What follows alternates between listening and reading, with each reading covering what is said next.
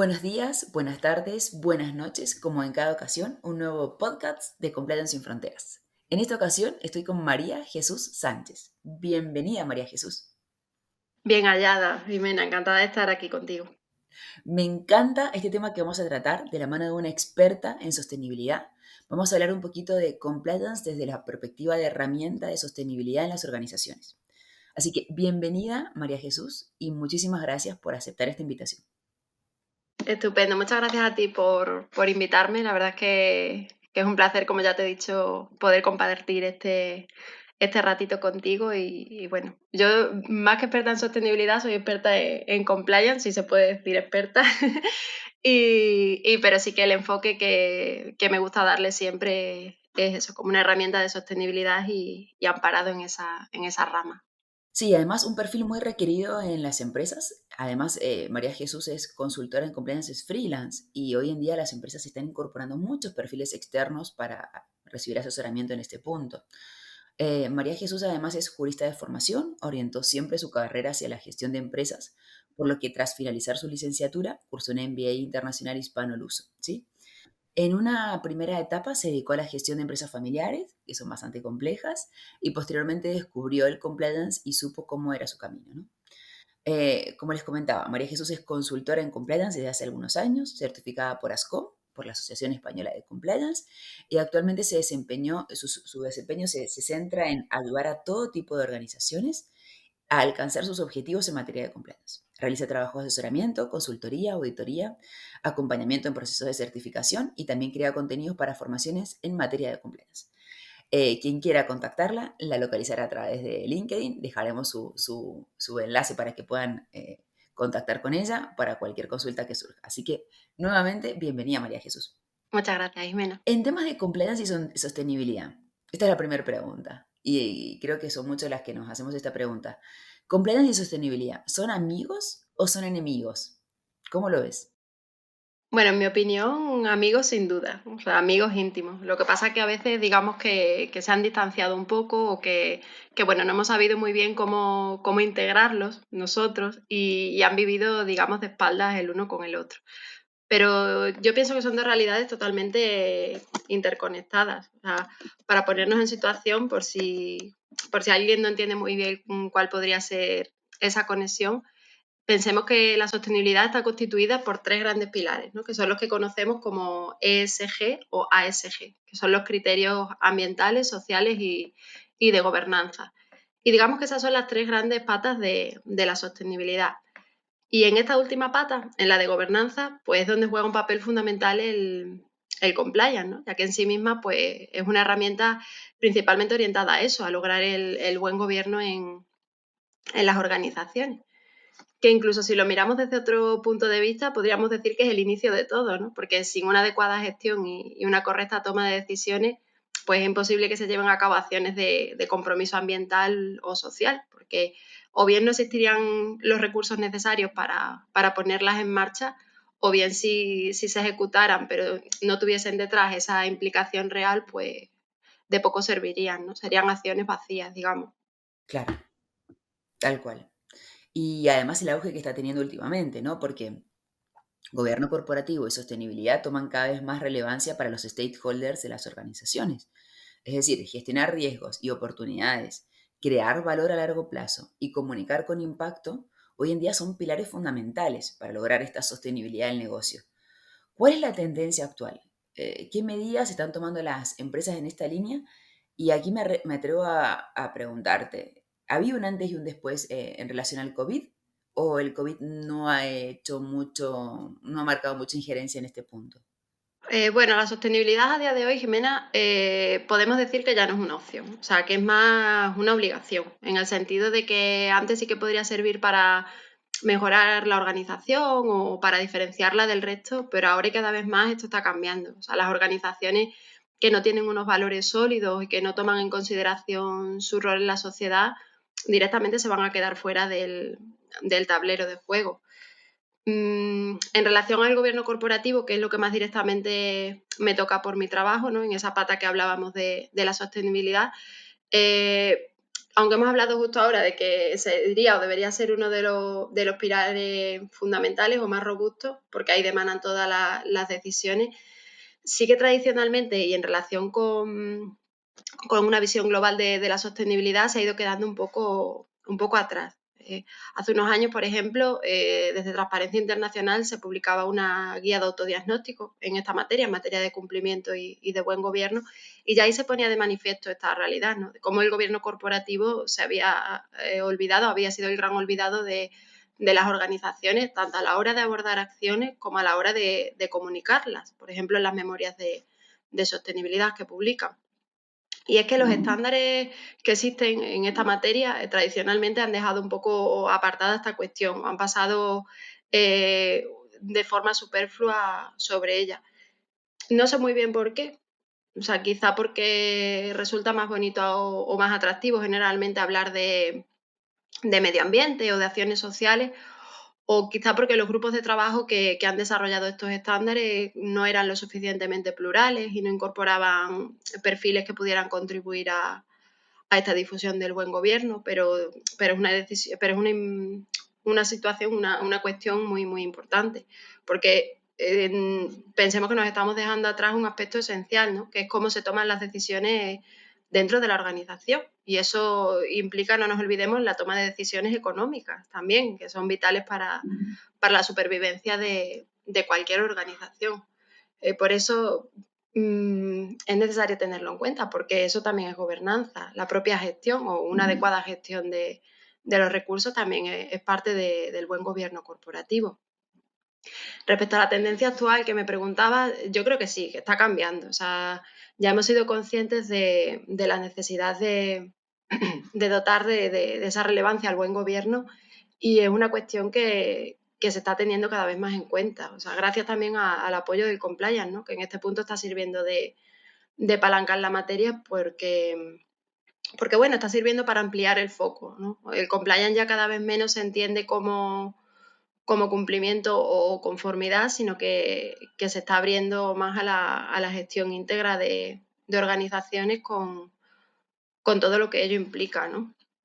Respecto a lo que me preguntabas de la pandemia, si ha influido, yo creo que sí. O sea, la pandemia nos ha afectado a muchos niveles, ¿vale? Pero sí que ha servido también para ser parte de ese cambio, ¿no? Y nos ha ayudado a ser conscientes de ambas realidades, ¿no? De sostenibilidad, de compliance. En relación al compliance, que en mi área más concreta de trabajo, cada vez se habla más. O sea, existe más interés por las organizaciones. En 2020-2021, a pesar de todo, ha supuesto un crecimiento exponencial del sector. Hay muchísima demanda por incorporar el compliance a las organizaciones y por mejorarlo en aquellas organizaciones donde ya se venían haciendo cositas, ¿no? Por ejemplo, a través de la certificación, estandarizar los programas de compliance, sistematizarlos.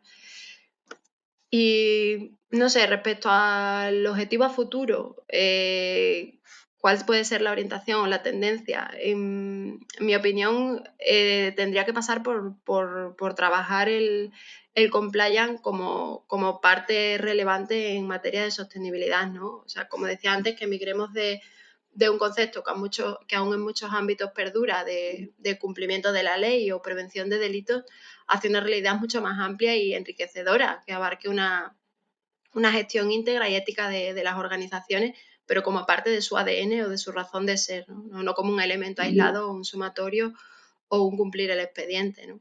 Yo creo que estamos en el camino poquito a poco, pero bueno, ya está en marcha. Bueno, me quedo con varias palabras que has mencionado, ¿no? Es decir, ventaja competitiva, responsabilidad social corporativa, gobierno corporativo. Me quedo con estas palabras básicamente porque hoy sostenibilidad y ventaja competitiva son términos opuestos entre sí en la mente de cualquier directivo medio, ¿no? Es decir, se identifica sostenibilidad con renuncia a cuotas de mercado, con incurrir en mayor coste de inversión inicial de proveedores, digamos, en el coste que supone ser más respetuosos con el medio ambiente, etcétera, ¿no? ¿Cuál es tu experiencia práctica para promover precisamente este liderazgo tan importante entre la alta dirección? La idea contraria, ¿no? De que al final, hoy en día, compliance, sostenibilidad, transparencia, empresas verdes, etcétera, es son las que van a estar dirigiendo el mercado, ¿no? Así es. Ujú.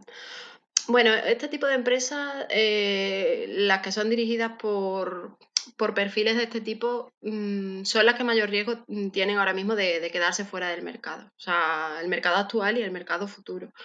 Eh, Porque tenemos que pensar que la sostenibilidad, aunque implique, como decías, inversión o implique renuncia pues eso, a realizar ciertas actividades, ¿no? A trabajar con determinados proveedores que no cumplen los cánones de integridad. El retorno a conseguir hay que pensar que siempre va a ser mucho mayor, ¿vale? Lo que pasa es que tenemos que tener esa visión a medio y largo plazo. Se trata de una inversión. O sea, si solo nos mueve el cortoplacismo, que es lo que suele suceder en este tipo de perfiles gestores, pues lógicamente pocas ventajas vamos a ver en la gestión sostenible de una empresa. En relación a mi experiencia con este tipo de gestores, diré que es compleja, digamos.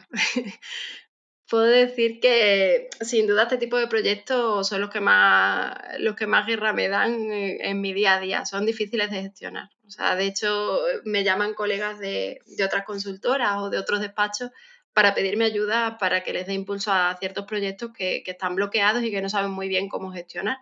Y normalmente, si rascas un poquito, el problema que hay siempre detrás es el mismo, es un problema de cultura.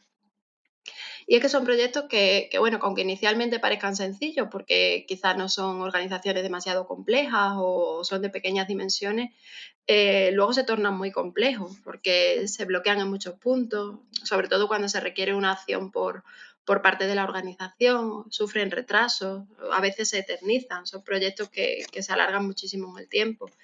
Y al final, bueno, pues aunque consigas entregar un trabajo técnicamente decente o incluso en alguna ocasión brillante, ¿no? En el mejor de los casos, poca vida útil va a tener posteriormente, porque no existe ese compromiso o esa cultura de compliance, que es lo que realmente mantiene vivo cualquier sistema. Hablo de compliance porque es mi área de trabajo, pero creo que es extensible a cualquier otra materia relacionada con la sostenibilidad. El problema generalmente con estos proyectos y con este tipo de perfiles es que o bien la iniciativa no partía de los máximos responsables de la organización, sino que ha partido de otro rol con cierta relevancia en la estructura, o bien les ha sido impuesto de alguna forma por algún tercero, por ejemplo, por un proveedor que se lo exija, o incluso a veces culpa también del consultor, ¿vale? Que les había casi vendido un poco a la fuerza, que Compliance les iba a solucionar ciertos problemas que al final nada más lejos de la realidad, porque son problemas de otra índole y que Compliance no puede solucionar per se, ¿no? Y claro, en este tipo de proyectos tú puedes esforzarte mucho en trasladarle a los dirigentes las bondades que les puede proporcionar el compliance a su empresa o el valor añadido que pueden conseguir, etcétera, pero es muy difícil que ese mensaje cale y que se produzca ese cambio de mentalidad a corto plazo, ¿no? En lo que dura la ejecución de un proyecto. Y es que, como yo siempre digo, hay que venir convencido de casa, ¿no? Yo te puedo contar, te puedo asesorar, pero no te puedo convencer realmente, porque estas creencias suelen estar muy arraigadas, ¿no? Hay que tener, si hay una puertecita abierta, quizá por ahí podemos entrar, pero cuando son creencias o ideas muy, muy arraigadas a lo largo del tiempo, es muy difícil hacer cambiar de mentalidad a un gestor. La verdad que María Jesús coincido al 100%. Creo que en este punto, en el sector corporativo, o te encuentras gente con cultura de compliance y sostenibilidad, o directamente es el grupo de personas a las que les llega por exigencias del sector público o del sector privado, ¿no? Es decir, para formar parte de un proceso licitatorio o para ser proveedor de alguna multinacional, etcétera, que nos lo piden, ¿no? Y a partir de ahí se termina imponiendo como una exigencia para, ¿no? Em, pero bueno, creo que a todos llegará y llegará un momento en el que tendremos que ver este tema de la sostenibilidad como una ventaja competitiva, ¿no? En ese punto. Ahora bien, son muchos conceptos que tienen varios puntos en común y volvemos a hablar de responsabilidad social corporativa, ¿no? Con temas de sostenibilidad. ¿Son círculos concéntricos o no necesariamente? ¿Cómo se, digamos, cómo se unen estos conceptos? Bueno, en mi opinión sí lo son. O sea, depende de cómo se plantee. Hay diversas teorías y puede haber otros puntos de vista, pero yo creo que sí. Porque imagina la típica figura, ¿no? De círculos concéntricos con 3 niveles, ¿no? Pues en un primer nivel, en el círculo más interior, estarían, digamos, las necesidades básicas que tiene cualquier organización para su supervivencia, ¿no? Vender, comprar, pagar sus impuestos o hacer lo básico. En el segundo nivel o en el círculo intermedio es donde aparecería la RSC, ¿vale? Que trataría de integrar algunas preocupaciones sociales y medioambientales en las operaciones de la organización y en sus relaciones con terceros como un compromiso voluntariamente asumido. Y por último, en el último círculo, en el círculo más externo, más exterior, es donde estaría ubicada la sostenibilidad. Digamos que constituiría las expectativas que la sociedad tiene sobre la organización a medio y largo plazo y que pasa por un desarrollo sostenible de la misma a todos los niveles, a nivel económico, a nivel medioambiental y a nivel social. Se habla aquí de desarrollo sostenible porque debe realizarse atendiendo a las necesidades actuales, tanto de la organización como de la sociedad, pero sin perder de vista y sin poner en riesgo esas mismas necesidades en relación con las generaciones futuras. Es decir, se trata de un desarrollo sostenido o mantenido en el tiempo. ¿Vale? Así, si partimos, como hemos dicho, de un mismo punto inicial, en ese centro compartido, digamos que la RSC podría ser parte del camino, ¿no? Y que la sostenibilidad sería la meta, como un concepto mayor.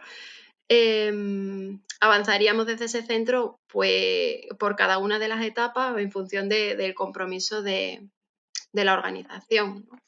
Como hemos dicho, el primer círculo, el primer ámbito sería el estricto cumplimiento de las cuestiones más básicas. El segundo círculo, el segundo ámbito, sería la asunción de determinados compromisos voluntarios.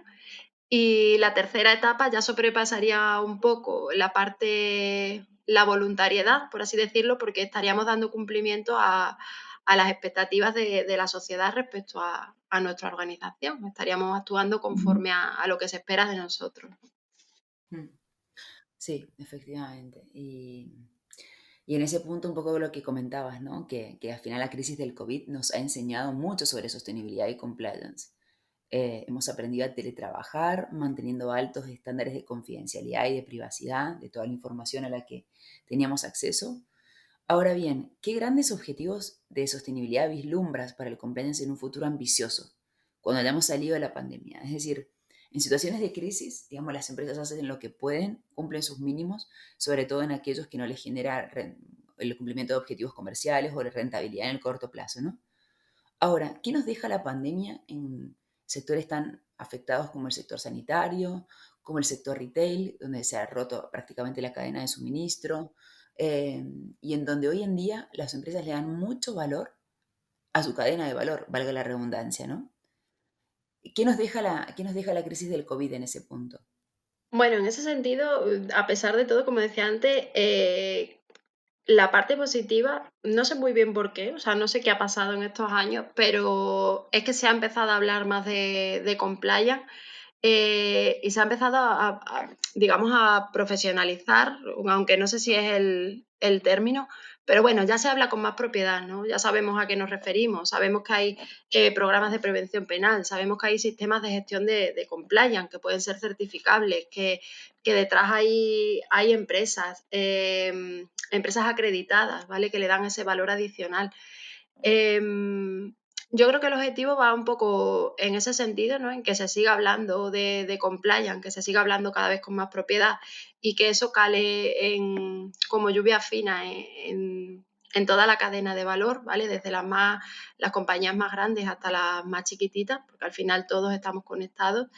Y, y también pasaría el objetivo por eso, por darle esa otra visión al compliance, que no nos quedemos con el estricto cumplimiento de la ley o la prevención del delito, que no esté arraigado en la cultura del miedo, sino en la cultura del compromiso y orientarlo hacia una gestión íntegra de las organizaciones y hacia el buen gobierno, que al final es lo que, en definitiva, lo que mantiene la estabilidad y la sostenibilidad de las empresas a lo largo del tiempo. En ese punto, María Jesús, vayamos a casos concretos de empresas que estén avanzando en esa línea, ¿no? Por ejemplo, recientemente L'Oréal comunicó su plan para lograr ser 100% sustentable. Es decir, va a reducir la huella ambiental de todas sus operaciones y uno de los retos es alcanzar la neutralidad de carbono en todas sus instalaciones del mundo. Amazon, Facebook y Google ya cuentan con kilómetros de servidores consumiendo electricidad para soportar sus sistemas. Cada vez que hacemos una búsqueda en Google, cada vez que navegamos en las redes sociales y cada vez que utilizamos la nube, un servidor en algún lugar está almacenando, perdón, estos datos, ¿no? Y estas supercomputadores consumen electricidad y generan valor, ¿no? Google no está solo en energía verde para solventar sus necesidades y ellos realmente van en serio con este tema. ¿Seguirán invirtiendo en tecnología verde y se extenderán? Es decir, ¿es una ventaja competitiva apostar por la sustentabilidad en estos tiempos? Como hablábamos antes, Jimena, yo creo que, bueno, hasta hace un tiempo sí que podía constituir una ventaja competitiva, pero actualmente es ya una necesidad. O sea, ser sostenible implica estar o no estar en el futuro. O sea, que ya va teniendo poco de elección o de ventaja y se va tornando más como decía, en necesidad. Y las grandes corporaciones lo saben bien, o sea, saben cuál es el camino y por dónde van las tendencias, ¿no? Porque yo creo que a día de hoy nadie duda de la rentabilidad de estas grandes compañías. O sea, que saben muy bien lo que se hacen. Tienen mucha más información que nosotros, o sea, por lo tanto, saben bien que la sostenibilidad es ya una necesidad y desde hace tiempo, y por eso llevan años poniéndolo en práctica. Tomando el ejemplo de Google, que lo mencionabas, el supergigante tecnológico, tienen emisión neutra de carbono desde 2007, o sea, hace ya 15 años. Y para 2030, según he leído, pretenden operar 100% libres de carbono y empezar, perdón, a impactar en positivo, como parte de su compromiso con la sostenibilidad. Así que imagínate cuántos años de ventaja llevan en esta materia. Debemos acelerar el ritmo y no digo ponernos a la altura, pero al menos coger el camino y tomar el testigo. Y otros casos de éxito son las eléctricas, ¿no? Que hoy mueven fichas con los parques eólicos. Es decir, la industria del automóvil se electrifica. Los gigantes de la información como Google viran hacia el green computing, pero el sector servicios tiende a ningunear su potencial de impacto en los objetivos de desarrollo sostenible, ¿no? Ay, perdón. Ay. En España tenemos los outlets de Humana, donde la gente va a buscar ropa vintage, en cualquier supermercado se nos ofrece comprar bienes de comercio justo y el veganismo es ahora más trendy, ¿no? Ahora, ¿para cuándo, por ejemplo, una red de peluquerías que contrate personas trans o un laboratorio que contrate científicos refugiados? Es decir, consultor de compliance y sustentabilidad debe buscar su mayor aliado en los publicistas y en los call hunters, es decir, buscadores de tendencia. ¿Cuál es tu visión en este punto? Buena pregunta, Jimena. Sí es verdad que los actores del sector servicios, por las características de su actividad, inicialmente hemos podido pensar que esto no va con nosotros, ¿no? Pero nada de eso. Aquí estamos todos en el mismo tren y esto es misión de todos. Sí es cierto que hay sectores o tipos de compañía, como has mencionado, donde el impacto es más destacable, pero como te digo, todos tenemos trabajo por hacer. Y muchas veces que no se trata tanto de evitar ese impacto, que en el caso medioambiental puede haber sectores que no lo tengan o no sea destacable, sino de tomar medidas para compensarlo o incluso para virarlo en positivo, ¿no? Y aquí todos sí que podemos poner de nuestra parte. Y es que la sociedad lo exige. O sea, ponías el ejemplo de Humana, pero es que cada vez son más las empresas, incluso grandes empresas, que están optando por de alguna forma contribuir a este cambio, ¿no?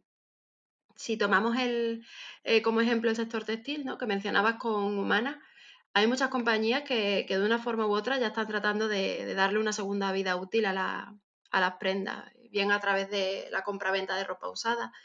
Pongo el ejemplo de Zalando, ¿no? Que ha puesto en marcha una línea de negocio en este sentido, que incluso ha sido objeto de anuncios televisivos, al menos aquí en España, y es una línea de negocio que se alejaba de lo que ellos hacían tradicionalmente, que era la compra-venta de ropa y accesorios nuevos, ¿no? La donación. Zara la promueve, por ejemplo, a través de Cáritas, el reciclaje de tejidos. Zara también lo hace, o incluso H&M tiene también un proyecto en esta línea bastante ambicioso. Y esto no lo hacen porque sí, o sea, esto no es porque a alguien se le haya ocurrido una mañana hacerlo, ¿no? Lo hacen como parte de su estrategia y por compromiso a las expectativas de las que hablábamos antes y que tienen las generaciones actuales y futuras sobre qué hacen las organizaciones de hoy, cómo lo hacen y qué mundo les vamos a dejar. Y bueno, hilando un poco con el sector servicios, no solo en relación al medio ambiente, o sea, los ODS, como sabemos, abarcan muchas más materias y en este sentido todos los sectores y todas las organizaciones, más grandes o más pequeñas, podemos de algún modo contribuir, ¿no? Es solo buscar, yo creo, dónde podemos ser útiles y dirigir hacia allí nuestros esfuerzos. Sobre lo que me planteas en relación a si el consultor de compliance o de sostenibilidad debe estar pendiente de las tendencias, sin duda sí, pero bueno, como en cualquier otro sector, imagino, ¿no? Y tampoco es necesario poner en marcha una estrategia súper compleja o demasiado rebuscada, sino que basta con tener los ojos un poco abiertos y mirar hacia nuestro alrededor y ver qué está pasando. Porque aquí las grandes corporaciones, de nuevo, tienen mucho que enseñarnos. O sea, no porque hagan las cosas mejor ni peor, pongo el ejemplo de Compliance, pero simplemente porque tienen más recursos, tienen más información, tienen más capacidad de inversión y de investigación y debemos estar alerta para beber de esa experiencia, aprovecharla e irnos adaptando cada uno en nuestra área y según nuestras circunstancias. La verdad que escuchándote, María José, es fantástica esta doble vertiente que tienes en materia de compliance y sustentabilidad, ¿no? Y hoy en día, producto de la pandemia, hay muchos profesionales que se están reciclando, actualizando, renovando. ¿Qué consejo le darías a alguien que quiere incursionar en este mundo, teniendo en cuenta que es una tendencia y que las grandes multinacionales están marcando su tendencia en en este tema? ¿Qué consejo le darías a alguien que quiere, digamos, enfocar su perfil en todo lo que es sustentabilidad aplicada a compliance? Bueno, le podría contar muchas cosas, porque efectivamente, y como tú ya sabes, compliance es un mundo apasionante, ¿no? Y nunca dejas de aprender. Pero le diría esencialmente, y haciéndolo desde la máxima humildad, que mantenga siempre los ojos y la mente bien abiertos, ¿vale? Que aprenda de todos, o sea, de todas las personas con las que se cruce, que tengan más o menos experiencia, porque de todo el mundo podemos aprender algo.